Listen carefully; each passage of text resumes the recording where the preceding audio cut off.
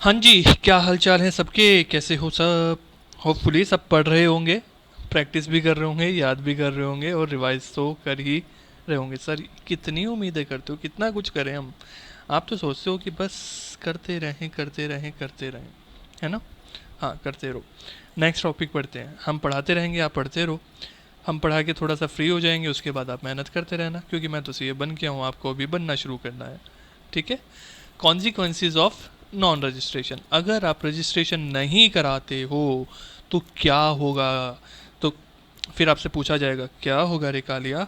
वैसे हमने क्या कहा है, रजिस्ट्रेशन कराना मर्जी है आपकी, अपनी तमन्ना है, इच्छा है, आपको क्या सही लगता है आप वैसा करें। सो आपका मन करा, करा लिया, मन नहीं करा, नहीं कराया। गवर्नमेंट ने कुछ नहीं कहा है, बट नहीं कराया तो कुछ आपके साथ लिमिटेशंस हैं, कुछ प्रॉब्लम्स हैं। क्या, पार्टनरशिप जो है रजिस्ट्रेशन को कंपलसरी नहीं करता है, और ना ही ये कोई पेनल्टी डालता है कि अगर आपने रजिस्ट्रेशन नहीं कराया कोई दिक्कत नहीं है। However non registration of partnership give rise to number of disability, लेकिन अगर रजिस्ट्रेशन नहीं कराया ना तो आपके पास बहुत सारी डिसेबिलिटीज़ हो जाएंगी। क्या, ध्यान से, no suit in a civil court by a firm or other co partners again third party for the breach of contract. आप फर्म के बिहाफ पे कोई भी केस फाइल नहीं कर सकते हो। बात समझ में आ रही है। कॉन्ट्रैक्ट के रिगार्डिंग आप क्या कर सकते हो, केस फाइल नहीं कर सकते हो कोर्ट में फर्म के बिहाफ पे, या आपके पार्टनर्स नहीं कर सकते साथ वाले, आप तो कर ही सकते हो इंडिविजुअल कैपेसिटी में। जैसे क्या हुआ, ए हुआ, बी हुआ, सी हुआ, इधर डी हुआ। डी ने ए से कॉन्ट्रैक्ट करा, ठीक है, फर्म के बिहाफ पे। अभी क्या हुआ, डी ने कल को ना अपना कॉन्ट्रैक्ट में जो भी प्रॉमिस करा था उसको फुलफिल करने से मना करने लग गया, लाइक उसने पेमेंट करने से मना कर दी।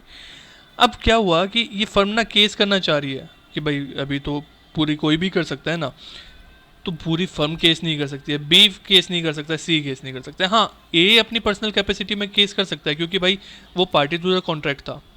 अगर रजिस्ट्रेशन नहीं है तो फिर बाकी नहीं कर पाएंगे। रजिस्ट्रेशन है तो बी भी कर सकता है, सी भी कर सकता है, पूरी की पूरी फर्म भी कर सकती है। क्यों?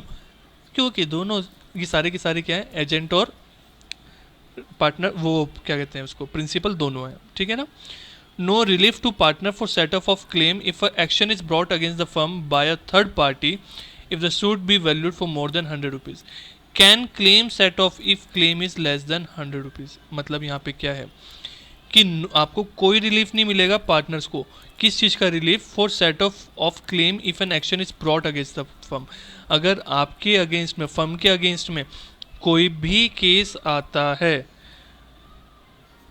अगेंस्ट में कोई भी केस आता है, तो आप उसमें आपस में बैठ के सेट ऑफ नहीं कर सकते हो। Be valued more than 100 rupees, अगर 100 रुपये से ज़्यादा गए, 100 रुपये से कम का केस है तो फिर आप सेट ऑफ कर सकते हो, फिर कोई दिक्कत नहीं है। अरे भाई 100 रुपये से नीचे का केस करेगा ही कौन ना। अभी 100 रुपये से, भाई तुमने मुझे 100 रुपये नहीं दिए, मैं जाके कोर्ट में केस करूँगा, इतना चलेगा क्या आज के टाइम पे? को लॉ पुराना लिखा हुआ है तो अभी भी ऐसे ही चल रहा है। तो मतलब मैं इन शॉर्ट क्या मान के चलूँ, आज के केस टाइम पे क्या है, आप सेट ऑफ नहीं कर सकते हो अपने क्लेम को। ठीक है, जो भी क्लेम अभी हो गया तो बस हो गया। Aggrieve partner can not bring legal action against the partner और द फर्म। जो पार्टनर है ना, एक पार्टनर, वो लीगल एक्शन नहीं ले सकता दूसरे पार्टनर और फर्म के बीच में। पता है क्यों? बात समझो। जब तक आपने रजिस्ट्रेशन नहीं कराया है ना, तो एक तरह से क्या कर रहा है, कोर्ट कह रहा है कि आपका कोई फर्म का लीगल एग्जिस्टेंस ही नहीं है अभी तक। ठीक है, ऑन पेपर्स आपके बीच में कॉन्ट्रैक्ट हुआ है, वो सब ओके है, बट कोई लीगल एग्जिस्टेंस वैसे नहीं है, आपका रजिस्ट्रेशन नहीं हुआ है। इसलिए इस तरह से फर्म नाम की कोई चीज़ है ही नहीं। बात समझ में आ रही है? इसलिए फर्म नाम की कोई चीज़ है ही नहीं, इसलिए आप क्या नहीं, जब पार्टनरशिप फर्म ही नहीं है तो एक तरह से आप पार्टनर ही नहीं हो। लिखना कहीं नहीं है, बस समझ के चलना है इस चीज़ को, उसकी नज़र से आंसर देना है, कहीं लिख मत देना, गलत हो जाएगा ये चीज़, ठीक है। क्योंकि वैसे तो पार्टनरशिप है, मैं ये नहीं कह सकता हूँ कि पार्टनरशिप नहीं है। पार्टनरशिप लॉ के उसमें रिकॉग्नाइज है ना, लॉ ने तो कहा है ओरल भी कर सकते हो, सब कुछ है, इतने हमने ऊपर पॉइंट्स भी पढ़े हैं। बट जब ये वाला रजिस्ट्रेशन कह रहे हैं ना कि अगर आपने रजिस्ट्रेशन नहीं कराया तो एक पार्टनर दूसरे पार्टनर के ऊपर या फर्म के ऊपर भी केस नहीं कर सकता है। But such a person may sue for dissolution of the firm. हाँ, लेकिन फर्म को डिजोल्व करने के लिए केस कर सकता है, वो बात ओके है। उसको डिजोल्व करानी है, फर्म बंद करनी है, तो उसके लिए वो कंपेल कर सकता है बाकी सबको। बाकी अगर किसी ने एक दूसरे के साथ कुछ करा है ना, तो उसके लिए एक दूसरे के ऊपर लाइबिलिटी के लिए कोई भी केस नहीं कर सकता। अब थर्ड पार्टी स्यू कर सकती है। लॉ ने क्या कहा कि भाई तुमने रजिस्ट्रेशन नहीं कराया तो इसका नुकसान किसी और को ना हो। तो कोई तुम पे, फर्म पे केस करना चाहता है तो वो कर सकता है। ठीक है, उसके लिए पूरी फर्म लायबल होगी, सारे के सारे पार्टनर्स लायबल होंगे। लेकिन फर्म या कोई दूसरा पार्टनर केस करना चाहता है तो वो नहीं कर सकता है, उसको ये अधिकार नहीं मिला है। यहाँ तक मुझे लगता है कोई दिक्कत नहीं होगी, सब क्लियर हो गया होगा। ये नीचे एक एग्जाम्पल पढ़ लेना पूरा, यहाँ से क्लियर हो जाएगा आपको। ठीक है, पूरा मतलब क्लियर लैंग्वेज में लिखा है, किसी तरह की कोई उसमें प्रॉब्लम नहीं आनी है। अब बात करते हैं डिसोल्यूशन ऑफ ए फर्म। अगर फर्म डिसॉल्व हो रही है, बंद हो रही है, तो उस केस में क्या है? Dissolution of a partnership between all partners of A firm is called the dissolution of the firm when only one, मतलब जो भी पार्टनरशिप है ना आपकी, हम किसकी बात कर रहे हैं? Dissolution of partnership. ठीक है, देखो यहाँ पे हम देखेंगे डिसोल्यूशन ऑफ फर्म और डिसोल्यूशन ऑफ पार्टनरशिप, दो चीज़ें हैं। अभी यहाँ पे क्या है, एक बार पढ़ते हैं। Dissolution of partnership between all the partners of the firm, जितने भी पार्टनर्स हैं उनके बीच में उनकी पार्टनरशिप को हम क्या कहेंगे? उसका द एंड हो गया। Is called the dissolution of the firm, उसको हम डिसोल्यूशन ऑफ फर्म बोलेंगे when only one or more partners retires, rest में डिसाइड टू कंटिन्यू। जब उनमें से एक या एक से ज़्यादा रिटायर हो रहे हैं और बाकी सारे क्या कर रहे हैं? कंटिन्यू कर रहे हैं। In such case no dissolution of the firm, it is called dissolution of partnership. Sir कुछ क्लियर नहीं हुआ तो मैंने कब कहा कि अभी तक मैंने आपको एक्सप्लेन करा है, यहाँ से पूरा समझ के चलते हैं, यहाँ से पूरा का पूरा क्लियर होगा। It involves discontinuation of the business in the partnership. जब फर्म डिसॉल्व हो रही है तो मतलब पूरी का पूरा फर्म बंद हो गई, तो यहाँ पे क्या होगा? फर्म बंद हो गई तो मतलब आपका बिजनेस बंद हो गया, अभी बिजनेस ही नहीं चलेगा। डिसोल्यूशन ऑफ पार्टनरशिप, पार्टनरशिप का मतलब हो गया आपस में जो रिलेशन था ना आपका वो खत्म हो गया। It does not affect continuation of the business, business अब भी चलता रहेगा। It involves only reconstitution of the firm, इससे क्या होगा? फर्म कभी रिकॉन्स्टिट्यूट होगी, बस समझो। रिटायरमेंट, रिटायरमेंट हुआ तो उसके कारण क्या हो गया? डिसोल्यूशन ऑफ द पार्टनरशिप होगी। मेरी पार्टनरशिप जो हमारे बीच में पार्टनरशिप थी वो क्या होगी? डिसॉल्व होगी। बट फर्म डिसॉल्व हुई है क्या? जरूरी नहीं है। हम फर्म को हम क्या कर सकते हैं? कंटिन्यू कर सकते हैं, बाकी जो पार्टनर्स हैं वो क्या कर सकते हैं? कंटिन्यू कर सकते हैं। वाइंडिंग अप, वाइंडिंग अप मतलब एकदम बंद कर देना, सब कुछ अपना समेट लेना, एसेट लाइबिलिटी वगैरह बेच बाच के घर चले जाना। It involves winding up of the firm, इसमें हम वाइंड अप कर देते हैं पूरी फर्म को, एसेट्स वगैरह सब बेच देते हैं और इसमें एसेट और लाइबिलिटीज़ को रियलाइज कर देते हैं। डिसोल्यूशन ऑफ द पार्टनरशिप अगर थोड़ा सा याद हो तो उसमें पढ़ते हैं ना अकाउंट्स में, वहाँ पे सब रियलाइज कर देते हैं। इट इन्वॉल्व्स ओनली रिकॉन्स्टिट्यूशन, यहाँ पे फर्म सिर्फ रिकॉन्स्टिट्यूट होती है। And requires only revaluation of assets and liability of the firm, तो जैसे एडमिशन और रिटायरमेंट वगैरह होता है उस टाइम पे हम क्या करते हैं? सिर्फ रिकॉन्स्टिट्यूट करते हैं और रिवैल्यू कर देते हैं। अब firm may be dissolve by the order of the court, dissolve होने का जो रीज़न होता है ना वो क्या, मतलब फर्म बंद करने के लिए कोर्ट भी कह सकता है। कोर्ट को कोई भी रीज़न लगा कि फर्म सही नहीं चल रही है, धोखाधड़ी का केस है या कुछ भी है, तो वो बंद करने को कह सकता है। पार्टनरशिप के लिए फर्म कभी कोर्ट कुछ नहीं कहता कि भाई पार्टनरशिप बंद करो, अपने बीच में नया पार्टनर लेके आओ, ऐसा कुछ करो, ऐसा फर्म वो कोर्ट नहीं कहता है। It necessary involve dissolution of the partnership. अच्छा ये बताओ ना, जब फर्म बंद हुई तो पार्टनरशिप तो खत्म हो ही जाएगी ना, अभी फर्म ही नहीं है तो पार्टनर क्या करेंगे? लेकिन अगर ये हो रहा है, पार्टनरशिप खत्म हो रही है, तो फर्म तो कंटिन्यू कर सकती है ना, उससे कोई ज़रूरी नहीं है। ठीक है, हो भी सकता है रिटायर हुआ है और आप कहने लगे भाई फर्म भी बंद कर दो, तो करनी पड़ेगी। और दूसरा केस क्या हुआ, जैसे डेथ वाले केस में पढ़ा था तो वहाँ पे भी हमने देखा था। बट दूसरे केस में क्या है, अगर आप चाहो तो कंटिन्यू उसको बाकी पार्टनर जो हैं वो क्या कर सकते हैं? कंटिन्यू कर सकते हैं। It involve final closure of the books of the firm, अभी बुक्स फाइनली क्लोज हो जाएंगी, इसके बाद तो कुछ बचेगा ही नहीं ना करने के लिए। ये फाइनल क्लोजर अभी इसमें नहीं हुआ है, इसमें तो आगे से अभी बिजनेस को कंटिन्यू करेंगे, नेक्स्ट ईयर फिर ओपनिंग क्लोजिंग वगैरह सब लिखेंगे। तो यही चीज़ ऊपर लिखी थी, ऊपर थोड़ा सा ये लीगल लैंग्वेज जैसे बुक की है वो लिखी है, वो अच्छी लैंग्वेज बहुत ज़्यादा नहीं है, सो दैट्स वाई डिफरेंसेस नीचे हैं, इसी से आपको पढ़ना है। डिसोल्यूशन ऑफ द फर्म का मतलब है फर्म बंद हो गया, अभी कुछ बचा ही नहीं है उसमें, ठीक है, बिजनेस ही नहीं करेंगे, तो सब कुछ खत्म हो गया ना अभी तो। जब पार्टनरशिप खत्म हुई है तो मतलब अभी क्या हमारे ए बी सी था, उसमें से ए छोड़ के जा रहा है, तो अभी पार्टनरशिप खत्म हो गया आपस में, बी और सी चाहे तो कंटिन्यू करते रहें, उसमें कोई दिक्कत है नहीं, और चाहे तो वो फर्म को बंद कर दें, डिसोल्यूशन ऑफ फर्म हो सकता है।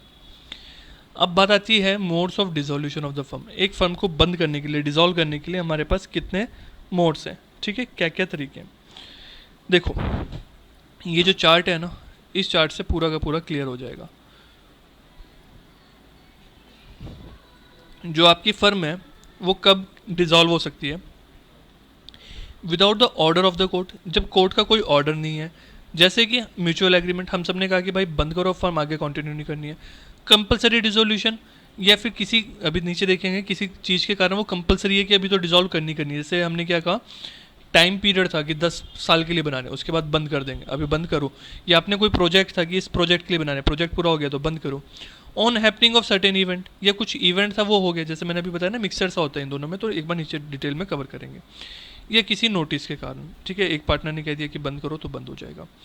Bye order of the court, यहाँ पे कोर्ट ऑर्डर दे रहा है, यहाँ पे अपनी मर्जी से नहीं चल रहा है, कोर्ट के कहने पे हम क्या कर रहे हैं, अपना फर्म बंद करके चल रहे हैं। ये सारे नीचे अभी रीड करते हैं। सो सबसे पहले बात आती है dissolution without the order of the court, इसको हम वॉलेंट्री डिसोल्यूशन भी कहते हैं, अपनी मर्जी से कर रहे हैं।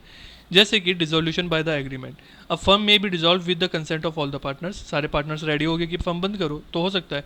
या उनके बीच में किसी तरह का स्टार्टिंग में कॉन्ट्रैक्ट हुआ था कि भाई बंद कर देंगे जब हम चाहेंगे, या 5 साल बाद बंद कर देंगे अपनी फर्म को, तो उसके कारण आप कर सकते हो।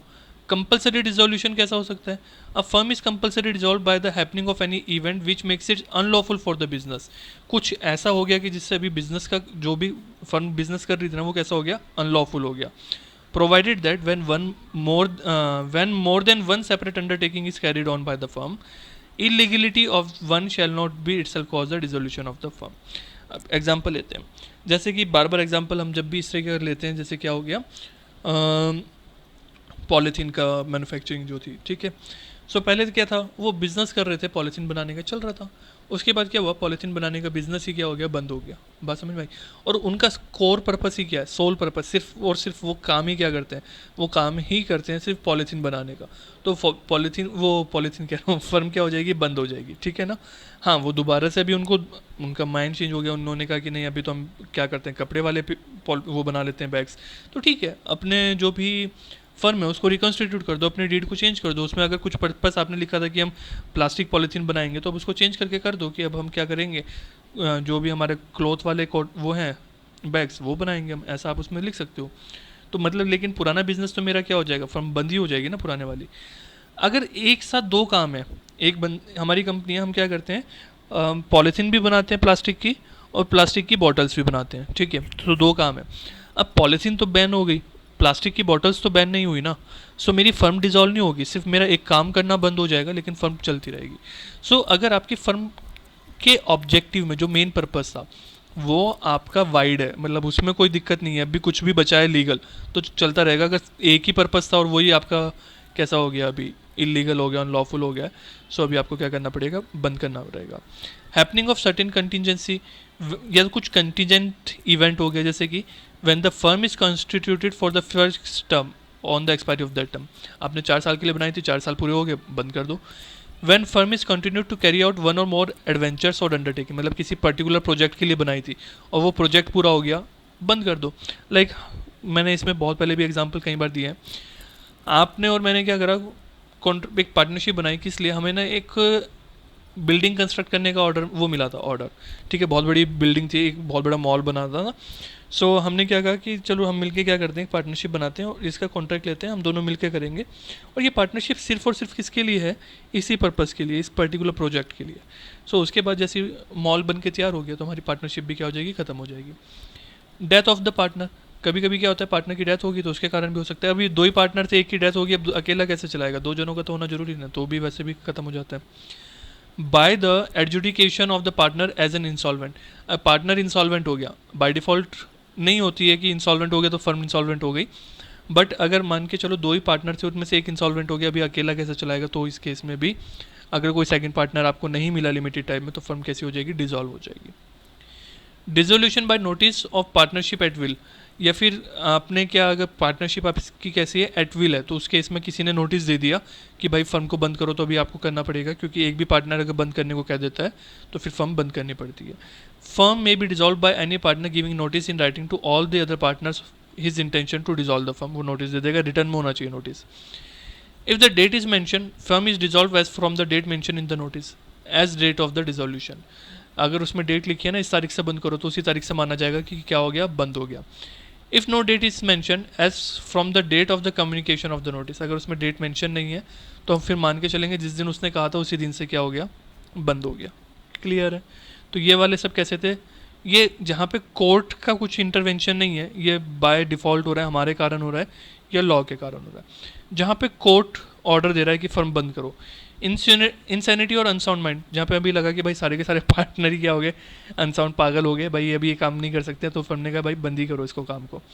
परमानेंट इनकैपेसिटी, जैसे वहाँ पे जितने भी पार्टनर्स थे वो इनकैपेबल हो गए, ठीक है, या दो पार्टनर थे एक इनकैपेबल हो गया किसी भी तरह से, मतलब अभी वो इस लायक नहीं है कि वो पार्टनरशिप में रन कर सकता है, या फिर कॉन्ट्रैक्ट करने के लिए इनएलिजिबल हो गया, कुछ भी हो गया, सो अकेला पार्टनर रन नहीं कर सकता, तो भी बंद करना पड़ेगा।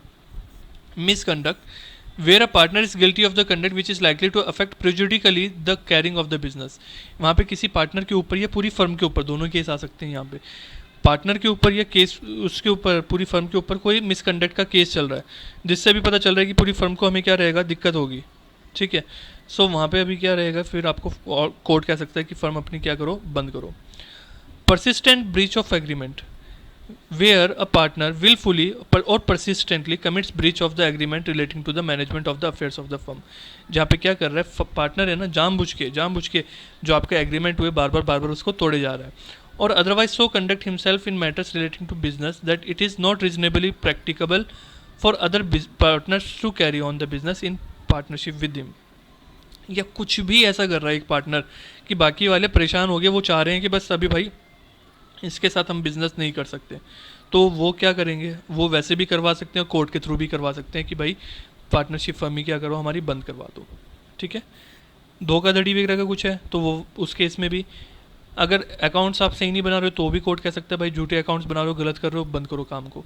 Holding more cash than allowed, या आप बहुत ज़्यादा कैश रख रहे हो जितना आपको अलाउ है, कि आप लिमिट्स वगैरह हमारे अकाउंट इसमें नहीं है, एक लिमिट तक आप कैश रख सकते हो, बहुत ज़्यादा रख रहे हो तो वहाँ पे भी डाउट आ जाता है कि भाई अभी गलत तो नहीं कर रहे हो, कोर्ट को लगता है तो बंद करवा सकता है। ऐसा नहीं कि आपने रखा और बंद हो गई, नहीं, कोर्ट देखेगा रीजनेबल है तो ओके है, नहीं है तो बंद कराओ। कोर्ट को कहीं भी लगेगा ना कि सही नहीं है तो बंद करा दो। Refusal to show account despite repeat request, आपसे ना income tax department, GST department या कोर्ट बार बार अकाउंट्स मांग रहा है, कह रहा है अपने अकाउंट दिखाओ, आप दिखा ही नहीं रहे हो, तो भाई लीगल रिक्वायरमेंट्स पूरी नहीं करोगे तो फर्म बंद करनी पड़ेगी। ट्रांसफर ऑफ इंटरेस्ट, अभी क्या, where a partner has transferred the whole of his interest into the firm to a third party, the court may dissolve the firm at the instance of any other partner. अभी क्या है कि वहाँ पे partner है, एक ने तो अपना सारा का सारा शेयर जो है किसी और को ट्रांसफ़र कर दिए, और दूसरा पार्टनर भी डिसकंटिन्यू करना चाहता है, तो उस केस में हो सकता है। देखो मतलब अभी क्या है, इस चीज़ को समझो, ये वाला पॉइंट में क्या है मेनली, अगर आपको लग रहा है ना कि फर्म रन करके कोई फ़ायदा नहीं है, कोर्ट को लग रहा है कि एक बंदा तो अपना सारे शेयर किसी और को दे के जा रहा है, वो देना चाह रहा है, और दूसरा रन करना नहीं चाह रहा है, तो बंद कर सकते हो, ये वाला पॉइंट ज़्यादा इंपॉर्टेंट नहीं है। कॉन्टीन्यूस परपेचुअल लॉसेज, अगर लग रहा है कि बिजनेस जो है ना लॉस के अलावा ये चल ही नहीं सकता है, बहुत लंबे टाइम से आपका लॉस चल रहा है और फ्यूचर में भी क्या expect at a loss in future also, future में भी उम्मीद है कि लॉस भी चलेगा, तो भी आप क्या करवा सकते हो, अपनी फर्म को बंद करा सकते हो। कोर्ट को लगेगा कि भाई देखो, कोर्ट को कोई दिक्कत नहीं है, आप लॉस में चला रहे हो चलाओ, कोर्ट को क्या दिक्कत है, चलाओ, जब तक आपका बिजनेस, आपका पैसा जितना उड़ाना है उड़ाओ, कोर्ट को क्यों मना करेगा, ठीक है। बट कभी कोर्ट को लग रहा है कि नहीं भाई इसको बिजनेस को रन करना किसी के लिए नुकसानदायक है, चाहे तो मतलब इससे किसी और को नुकसान पहुंच रहा है या जैसे भी है, या लग रहा है कि कोई पार्टनर कह रहा है कि भैया मुझे नुकसान पहुंच रहा है और मुझे इसको बंद करा दो, तो यहाँ पे भी आप क्या हो सकता है, बंद का ऑर्डर मिल सकता है।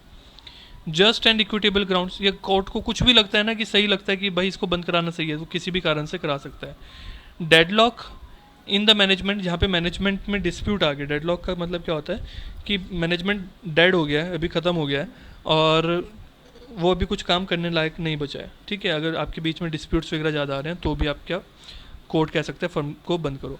Where the partners are not in talking terms between them, partners आपस में एक दूसरे के साथ बात ही नहीं शेयर कर रहे हैं, आपस में जो भी टर्म्स कंडीशंस हैं वो शेयर ही नहीं कर रहे हैं, तो भी। लॉस ऑफ सब्सट्रेटम, मतलब sole purpose of the firm, जिस पर्पस के लिए फर्म बनी थी वही ख़त्म हो गया, तो भी। आपने बनाया था कि भाई मैं पॉलीथीन बैग्स बनाऊंगा, या चलो पॉलीथीन बैग को छोड़ो, आपने बनाया था मैं मोबाइल बनाऊंगा, और अभी आप क्या कर रहे हो, वहाँ पे स्टेशनरी बेच रहे हो, तो गलत हो गया ना। अभी ये गैम्बलिंग वगैरह का काम कर रहे हो, तो वहाँ पे भी ऐसा हो सकता है। तो नॉर्मली समझो बात, वैसे तो पार्टनर क्या कर सकता है, अपने आप ही सिंपल नोटिस दे के भी मैंडेटरी कर सकता है बाकी पार्टनर्स को कि फर्म बंद करो, कभी भी कह सकता है वो। बट अगर कभी डिस्प्यूट हो जाता है या लगता है कि इतना इजीली पॉसिबल नहीं है, तो कोर्ट के थ्रू भी आप करा सकते हो। कोर्ट अपने आप से भी कह सकता है और किसी के कहने पर भी कर सकता है।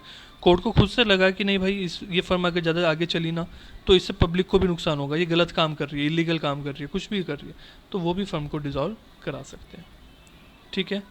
फर्म को डिसॉल्व कराने से क्या होगा, लाइबिलिटी एक मिनट, ये एक सेकंड रुको। चलो लास्ट पॉइंट टॉपिक है, इसको मैं नेक्स्ट वीडियो में करता हूँ क्योंकि इसमें काफ़ी पॉइंट है, टाइम लगेगा। सो लास्ट पॉइंट है और इसको नेक्स्ट वीडियो में कवर करके चैप्टर फिनिश करते हैं।